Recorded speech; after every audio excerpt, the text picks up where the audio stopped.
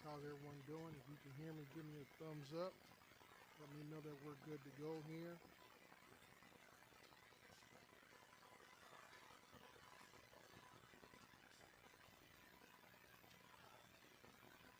All right. So I appreciate everyone who's in here. We got 13 watching right now. Hit the thumbs up if you can, so we can make sure we can keep spreading the word, and I appreciate the support. Audio 1. I hope that's a good thing, Dusty. The audio's good. I did some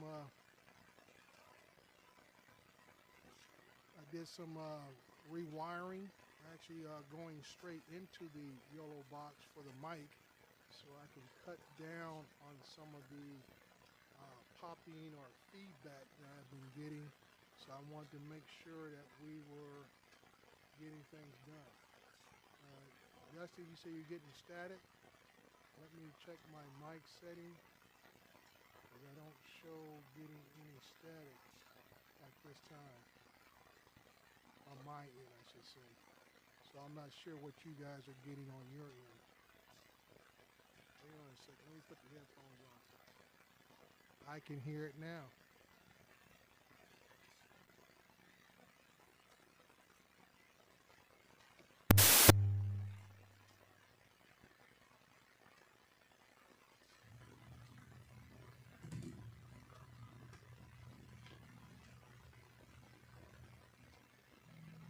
Hmm. Very strange, odd that we're getting that. There we go. Switched it out. We're going back through the, oh, there it is again. So not sure what we're getting as far as the static.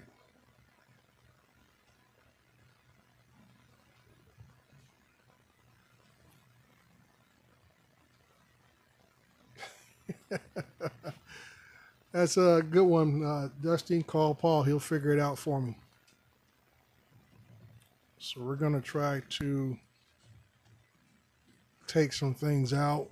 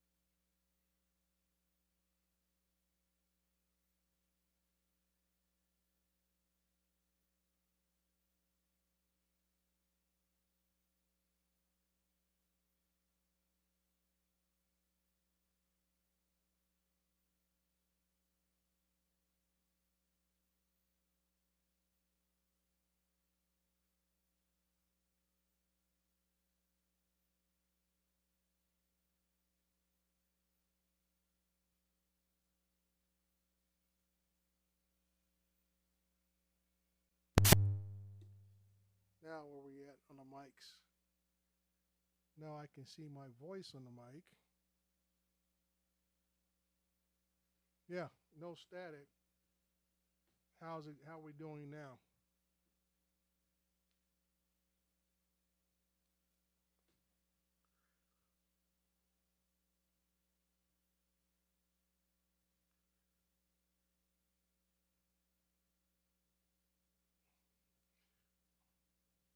Okay, I can hear myself.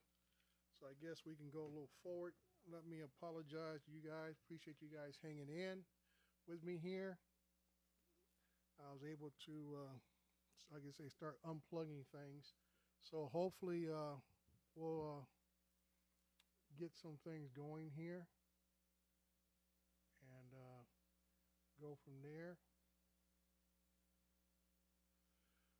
So, okay. Everybody says good audio, good video, or whatever. Okay, let's get rolling. And once again, this is Dre, Recovery One Drones. Let me apologize one more time for all the static and mic issues as I'm still working through this stuff. I only do my live streams once a month, so it's always a relearning issue every time I get on here. It seems like I get an update to this YOLO box and it seems like it changes settings. So it's almost like starting from zero, trying to get back to where I was last time. But I appreciate those who let me know when things are not going well or don't sound well. I appreciate that 100% of the time. I don't want to sit here and seem like I'm eating this mic, but I want to make sure you guys hear me. Everybody says the audio is good, what I see so far, so I appreciate it. Still quiet. Thank you, Mudball. Appreciate that. I'm trying to make sure that we're trying to hit our numbers and without overmodulating. So, like I say, I'm adjusting as we go along. But we're going to move on forward here. As always, it's easy to talk about the bad stuff. Definitely easy to talk about that because there's always so much to talk about. And I just want to talk about something positive. And the first thing I have on my list is let's talk about this DJI Mini 5 Pro. Now, I've told people over the years, whenever I've gotten an opportunity to speak on what could be a replacement for, I would say, an intermediate drone, and this Mini 5 Pro may have hit the sweet spot, especially for those of us who are in the commercial line of work. We've always talked about, good to see you too, Margie, about what can take place the old Phantoms and even the Mavic 2 Pro. I believe this Mini 5 has actually hit the sweet spot for us because it comes with a 1-inch sensor. And that's been a big thing to be in consideration. Like I say, I'm a commercial operator. I know some of you in the chat are commercial operators. And you guys know when I say I'm a part we call 1099. That's the work I do plus the work I do for the city I work for. So a lot of times I get to see the parameters of what is requested by a lot of these people I'm contacted by. And I've always tell people, you know, the standard has basically been 1-inch sensor, 20 megapixel quality picture. You know, that's been the main thing for the camera payload. As far as the size of the drone, they don't matter. They don't matter if it's a, you know, how big it is, how much it weighs. And that also may be the issue with the Mini 5 Pro, because those who have put it on a scale says it tips above, just above the 250 gram mini limit, I guess you would call it. It comes in about 253, 252, whatever the case may be. So, like I say, I never talk about mini drones, but I know this is one of the reasons why many people who do commercial work have held off buying mini drones, because they have not been able to meet the, I would say, the basic standard of commercial work. So that's why I say that this Mini 5 Pro may have earned its way into a lot more commercial operators' hands because of that 1-inch sensor. I know there's a lot of things this drone can do with the, I guess it's 270 plus degree tilt head, which gives you a lot of that unique look that the Mavic 4 Pro does. So there's an advantage of it right there. So if you're doing, I would say, that real estate stuff, video work, so to speak of, like I said, this Mini 5 Pro could be the sweet spot for you if you didn't want to spend the money on a Mavic 4 Pro to get some of those same unique features. So that, like I say, that kind of brings it up to where it may be a cost-effective purchase if you're looking to get into, I would say, the real estate market. Now, those you know the type of work that I do, which usually goes into the construction uh, mapping area, you know, my thing is something I'm looking at still would have to have RTK capabilities to go with everything else. So that's where I'm at. But I know a lot of folks ask this question repeatedly on many Facebook groups on drones, and they ask, what's the best drone to get at the cheapest price? And this Mini 5 Pro may be the answer to that long asked question. To where it has the 1 inch sensor, it produces what I've seen, and by from the specs, it produces a good enough megapixel picture that it will pass muster. So that's the real good thing that is out there. Now for the bad news. As we all know, due to customs playing their games, DJI itself playing their games, if you live in the United States, you have to go through alternative methods to get your hands on DJI drones. And I always tell people, I always knew people are going to do what they want to do. They do it because they actually need this drone. But for the most people out there, they're ordering through Japan, ordering through Korea, ordering through contacts in Canada, whatever the case may be, just to get the newest drone that is out there. That is it, plain and simple. It is not because it's a requirement for what they need. It is just simply what they want. Hands down. Call it what you want, and that's what it is. But the only thing is, like I said, when you talk about the resellers here in the United States, and we'll talk about the big boys to the mom and pops, you won't find the Mini 5 Pro regularly offered for sale through the DJI site on Amazon. You gotta be careful when you order things from B&H and Adorama. They may show it on their sites, but once you go through the process of trying to make a purchase, look for that small print that says not in stock, or you're on the wait list. So that's up to you if you want to play that game. I'm the type of person, my money spends quite fine, so don't hold my product. So like I said, a lot of folks who have already got theirs through Korea, some through Japan, some have people in Canada, and they got them to send it. And everybody's playing the game, because the people who have gotten these Mini 5 drones in the United States, they're coming in nondescript packaging. So, customs doesn't get tipped off. So, like I say, you're playing a game that it is what it is. I have no, no. I say I'm not hating on the game. You do what you need to do. And go from there. I'm not even going to talk about the legal aspects of it or anything else. You just do what you need to do for you, and going from there. All right.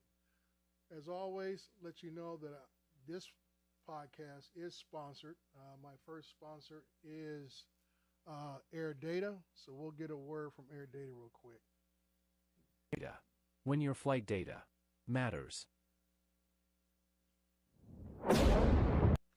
All right. I don't know if you caught that real fast. My promo code Recovery120, I believe, is still good, which will give you a 20% discount on it's best to use it if you're sign up for Air Data for a yearly subscription. Month to month, you only get it for the 1 month that you sign up for it. So it's best to use it for a yearly subscription to get the real benefit of that discount for you and everything. But moving on to what I posted about the government stacking the deck. And to give a little background about what stacking the deck is. And most of you've heard it in different contexts. Political parties stacking the deck to hold on to power, even down to your local governments where you have You may have mayors or special interest groups wanting to support or actually finance other people's campaigns on school boards, water boards, even other council members, so they can stack the deck, so they can push the agenda that they want through at any part, any level.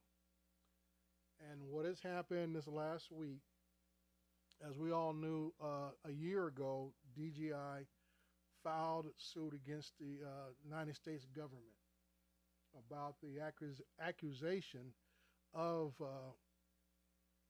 DGI being a military asset for the Chinese government. Sorry, Steve, I'm not sure what else I can do for the sound, but we're trying to muddle through this. So I can ask you on your end, maybe turn it up on your machine if possible, because I can't crank up the mic anymore on my end.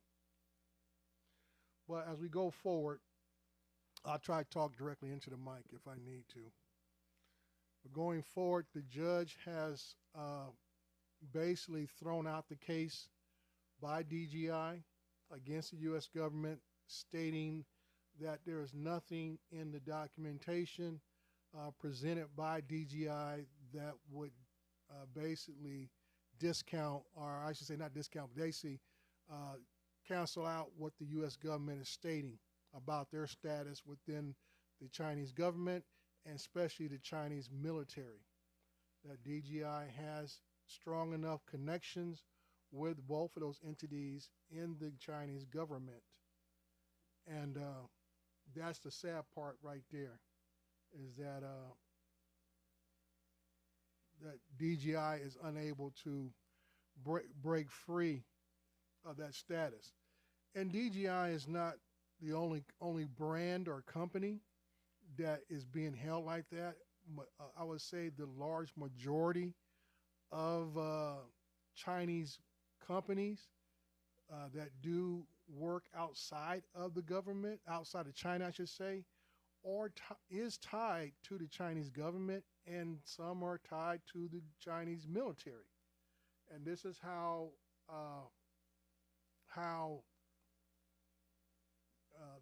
the Chinese government and especially the military, has advanced itself so quickly over the years. It brings me back to the history lesson that we learned as a military force back in the Korean War, to where our military leaders failed to give proper respect to the fighting people of China. We felt they were beneath us. They were not worthy of the standards of what we had set as a fighting force. And like I say, we had to learn a hard lesson. Very hard lesson. So like I say, you never underestimate the enemy. And that's kind of like what the program China's been running on for the last 50 plus, 60 plus years, is use all of the assets within the country to become competitive. You know, I remember as a child growing up, if you bought something and you flipped it over and it said made in China, that used to be considered an inferior product because it's made in China. That is no longer the case today. Now, most of, if not all of our electronic gear is made in China, because most of our manufacturing, and not just for the United States, but globally, comes out of China. So like I tell people, you look at your refrigerators, your washers and dryers, dishwashers, just about every piece of electronic gear that you can think of is made in China. So as they have upped their game, the quality has been going up in what they produce, and it is sold around the world. Now they may not have the best research and development on their side, but they do manufacturing like nobody else can on this planet currently today, especially at the level of what they can produce. Yep. There you go. Warren, you could be right. Refrigerator talks. Like I say, I can talk about something, and like I always say, all of a sudden I get advertisements on my phone about something that we talked about, and I'm not on my phone right now. And every device in my house is connected to my Wi-Fi, the refrigerator, the microwave, the dishwasher. You know, all these things are all running off of the Wi-Fi in my house. So getting back to the point, what I'm talking about, China has used everything that happens in their country to benefit the country government.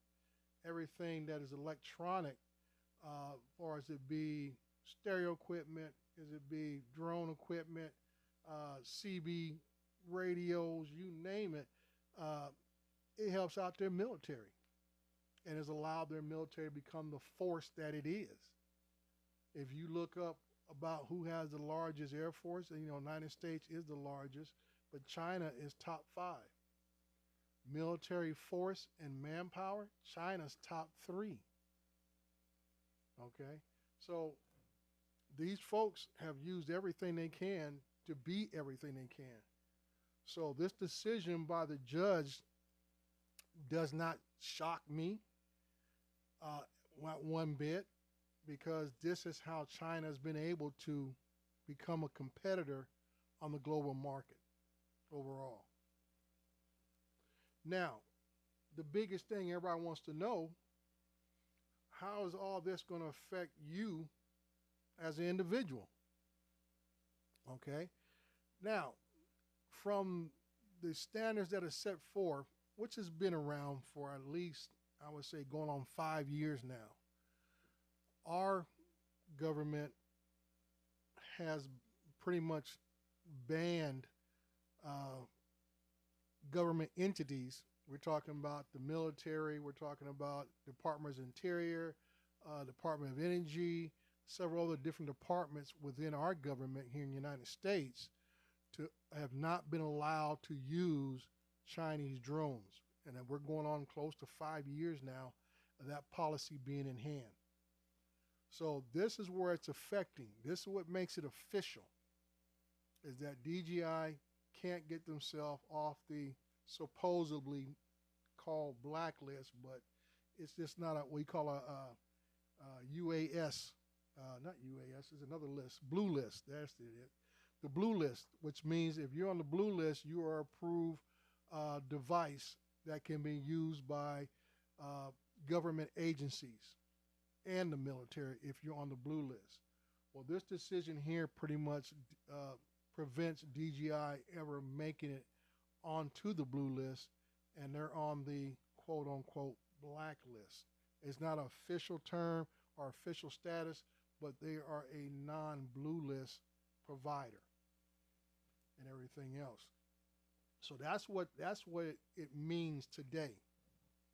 Okay, for us individuals, hobbyists especially, nothing changes for you. Nothing at all changes for you for the most part. Now, for commercial operators like myself, this can impact us as contract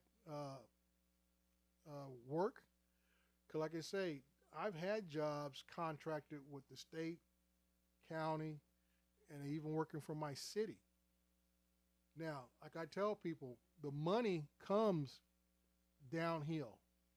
The federal money comes downhill to your state, and through your state it gets distributed through your counties, from your counties into your cities. Now, with that money can have strings attached to it. And those who can be affected can be people like me, to where is if this county project or city project, or even I've even been on a state project, has strings attached to it that says that if you are using UAS devices, drones per se on this project, they must meet certain parameters. Or they could say they must not be Chinese made drones. And that's where it will impact people like me. Because like I say, I've been on state projects, I've been on county projects, and I fly for my city now. And they get a special grant, or we call capital improvement funding for different jobs to do in the city. That I could be bumped out of being able to fly my drones for my employer, because there could be language in that grant money that the city receives from the state, which comes from the federal government, that states that if drones are being required for the project, which a lot of projects is not so much required, but it's kind of like we just had that bridge project that I've been doing for 5 years. Okay, there was a component in that contract that UASs were to be used to monitor and inspect the progress of that build. So that's what I'm saying, that drones are being used a lot more today than ever before, but decisions like this that come down can eventually hurt the industry or force us to adapt to other brands of drones. And the big thing is, like I say, in the U.S., there are capable drones that could do this work. Okay? But at twice and sometimes 3 times the cost, that's an issue. All the drones I own personally are DJI brand drones. I would have to retool completely. And that's a big ouch. When I have very capable drones to do the work, have done the work, and will continue to do work that I do when I'm allowed to do it. Because it's simply that, like I say, if I can spend $1,100 on a Mini 5 Pro just to take pictures of a bridge being built, instead I got to go out and buy a Skydio X10 that costs $30,000 to do the same thing, and the camera quality is no different. So now we're talking about dollars that make sense. That's what it comes down to. And even if I wanted to go with another brand like Anafi, same thing. Anafi's very capable, but then Anafi USA drone will cost you close to about I know it's above 10 grand, right around 10 grand for it, 8 to 10 grand for that drone, and then I say go from there. Now I was invited to see the live demonstration of the Skydio event that took place about a little over a week ago. I didn't get a in-person stream. It happened about 2 hours away from where I live at. I know a couple other people that did some live streams from there and everything else. And I mean, from a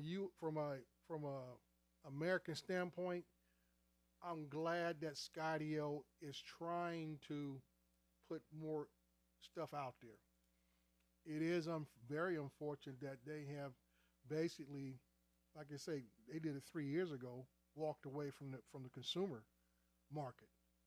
That's sad. But I'm glad to see that they are still in the game, creating stuff, and maybe they will partner with other people and maybe get back into the consumer game. That's just just a wish of mine. But what they are doing, just like most people do here in the United States, they make stuff to get government contracts for stuff. And it's very simple. That's where the money's at.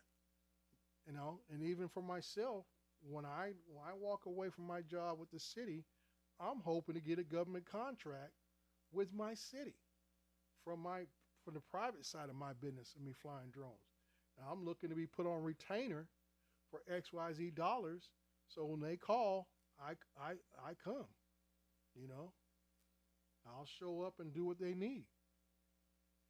So, like I say, that mindset resonates with me because that's what I'm looking to do, and not just for my city, but maybe even the county or neighboring cities. That I will be able to get a retainer deal with them. So when they need you know my services, I'm already there.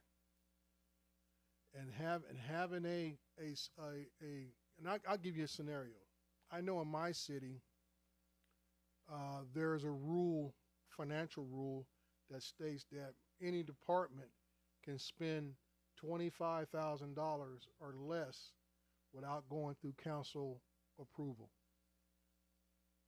Okay, $25,000 or less can be issued out in a PO, and I invoice them, and that goes by each quarter.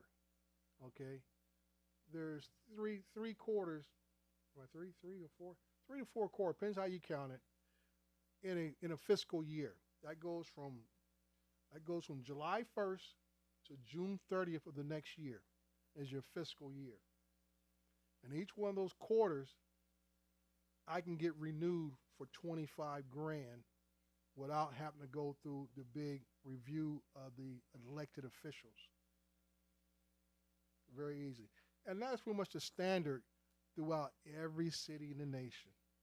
It may not be 25 grand at your city, but I'm sure it's going to be somewhere between 10,000 and maybe as high as even 50,000 or even higher than that. That somebody has the authority to issue out a contract to a vendor for XYZ dollars per quarter throughout the fiscal year. So that's what I'm saying, that, companies like Skydio and some of these other companies that are out there building these bigger drones and everything else, that's what they're looking for. They're looking for I call them the sweetheart deals. You're on retainer, or you're on call, you're doing certain work, for these municipalities is the proper term, and you got guaranteed money coming in. Because usually they don't pay per job, they pay for your services being there to work if needed. So it's not all about how many projects they do. Just like I got a solar field from a neighboring city of Riverside, California, but the solar field is in San Bernardino, California, about 10 minutes from my office. 2 large solar farms, because it's a strip of land that the city of Riverside owns in the city of San Bernardino, and they threw up all these solar panels. So, like I said, I might want to go talk to somebody in the city of Riverside and says, hey, these panels need to be inspected and serviced. Now, I've been out there when I seen somebody servicing the panels, and I talked to the guy, and he says, yeah, we asked for drone support, but the city didn't have anybody. So they had to go out there on foot and check each row of the panels to make sure if there was a good connections or bad connections or whatever. Now, if they would have had drone support, I could have flew over those panels with my thermal drone, identified each row that was having issues, so they could have cut down the amount of time that they needed to be out there trying to test every row that was out there. So like I say, drones are there. Believe me, drones are there in the industry being used. It's just a matter of getting involved for the most part, going from there. Like I say, things are not rolling in our favor. The economy right now is not rolling in our favor.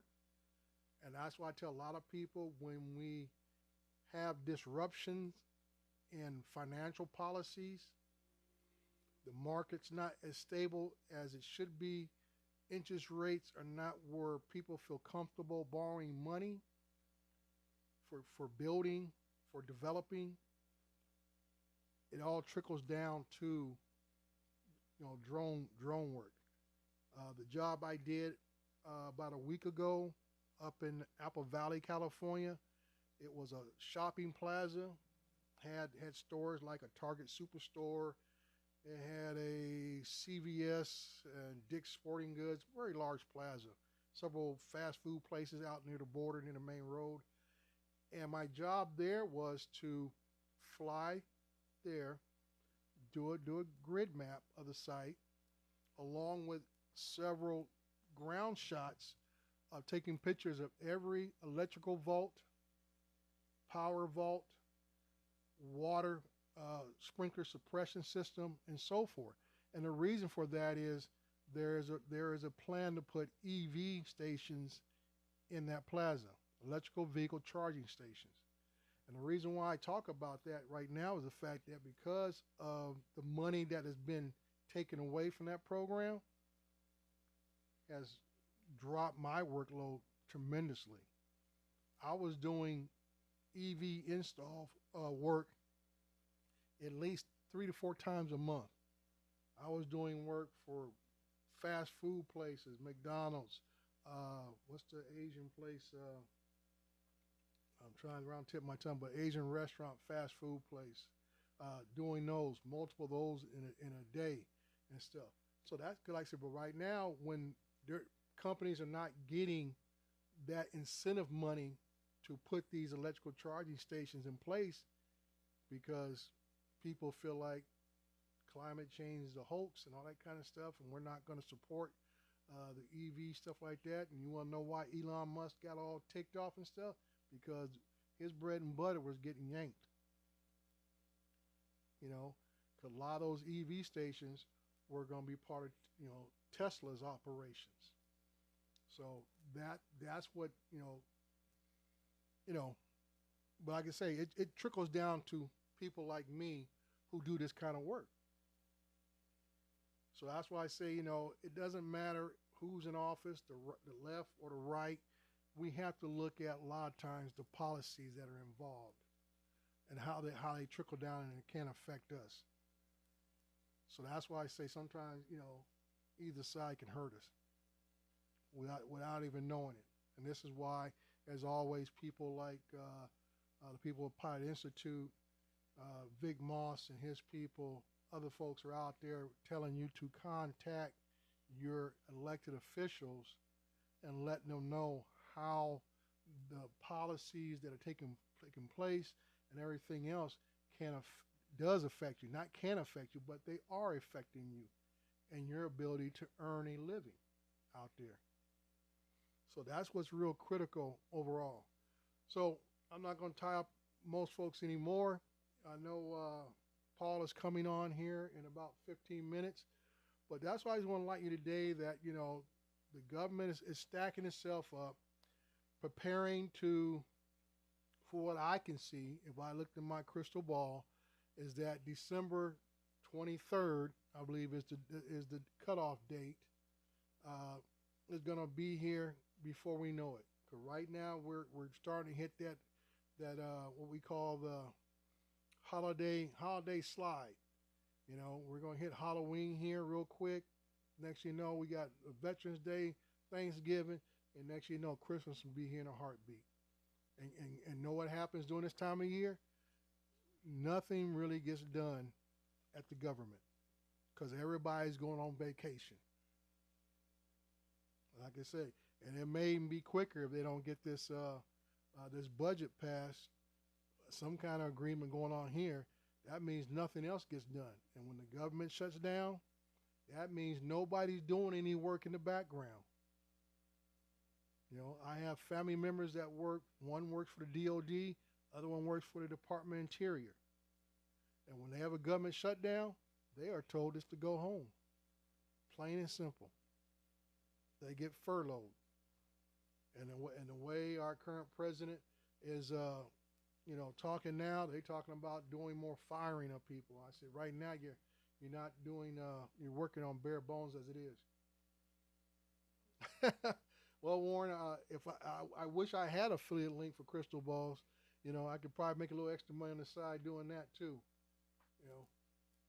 But that's how, you know. Like I say, once again, decisions that are being made at Washington D.C. level does affect us commercial operators, you know, or affects a lot of us overall. Because not knowing, you know, right now we don't really know if anybody is doing any background investigation, as they stated in the 2023 NDAA bill.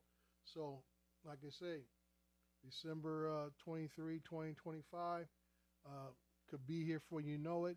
And they're going to be the excuses that, oh, we were on, there was nobody working for the government for a week, 2 weeks, maybe a worst case a month. Guess what? That put a month from now, that puts us in the middle of coming up on Thanksgiving. You know, we'll hit Veterans Day a month from now, because it's the 30th of this week, Halloween, one more day, my mother's birthday, October 31st. And then the week after that, you're on Veterans Day weekend, so all the politicians are flying home and gonna be there after all the little parades for Veterans Day weekend and kissing babies and shaking hands. So they're not going back to work. They're gonna say, "Why am I going back to work and I'll be home again for Thanksgiving?" So they're not gonna be in there voting for nothing. And like I say, next you know, we're into December before you know it. So that's just why I'm saying that, you know, this stuff can snowball and roller coaster so fast, make your head spin. And you look at the calendar and say they don't have too many working days to get this solved. So this is my little rant, and I'm gonna let you guys go enjoy Paul's show. I'm sure he's gonna show you some nice videos and pictures that people have taken. So that way you'll have a smile on your face Sunday night and relax and wake up Monday morning ready to go. I'm out. Bye-bye.